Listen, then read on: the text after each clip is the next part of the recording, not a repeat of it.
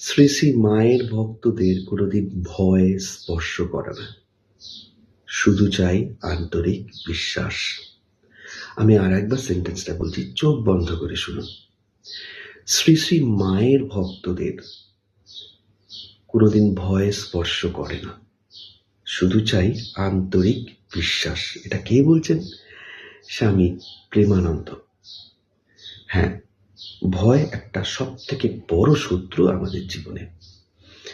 এই কাজটা কি করতে পারবো, আমার দ্বারা হবে, আমার কার্ড ম্যাক্সিমাম সময় ওঠে আমি যখন আলোচনা করি। দেখা যায় একটা মনের অভাব বোধ, মনের ভয় সবসময় একটা ভেতরে কাজ করে। আমি কি যোগ্য, আমি কি পারবো। বিশাল পরিমাণে একটা লে অফ হয়েছে জানেন, ওরাকেল কোম্পানিতে নিশ্চয়ই শুনেছেন। প্রায় 30,000 কর্মী, যতটুকু আমি শুনেছি, আমার ভুল হতে পারে।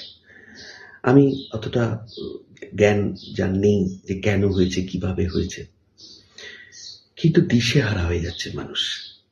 তাদের মধ্যে একটা ভয় গ্রাস করছে, এরপর কি হবে, কিভাবে চালাবো, কিভাবে সবকিছু আমি আমি কিভাবে সবকিছু মেনটেন করব, জীবন যুদ্ধে লড়বোটা কি করে। বহু হতাশাগ্রস্ত যুবক আছে, তারা লড়াই করার শক্তিটা পাচ্ছে না। কিভাবে লড়াই করব, তাদের মধ্যে একটা চাপা ভয় কাজ করছে, পারবো না। আবার বহু প্রতিষ্ঠিত মানুষও লড়াই করে যাচ্ছে, ভেতর ভেতর তো নিরাপত্তাহীনতা গ্রাস করছে। জীবন কত অনিশ্চিত সে তো প্রতিদিন কাগজ খুললে দেখতে পাচ্ছি। এত কিছুর মধ্যে বাঁচবো কি করে? মহারাজ বলছেন, মায়ের ভক্তদের ভয় স্পর্শ করে না, শুধু চাই আন্তরিক বিশ্বাস, তাই না? তিনি আরো বলছেন, আমরা খাস তালুকের প্রজা, ব্রহ্মময়ী আমাদের রাজা। আমরা খাস তালুকের প্রজা, উই আর চুজেন ওয়ান। মায়ের পদচিহ্ন হৃদয়ে ধারণা করে জমপুরিতে গেলে জম বেচারাও আতঙ্কে পালাবে, মনে রেখো।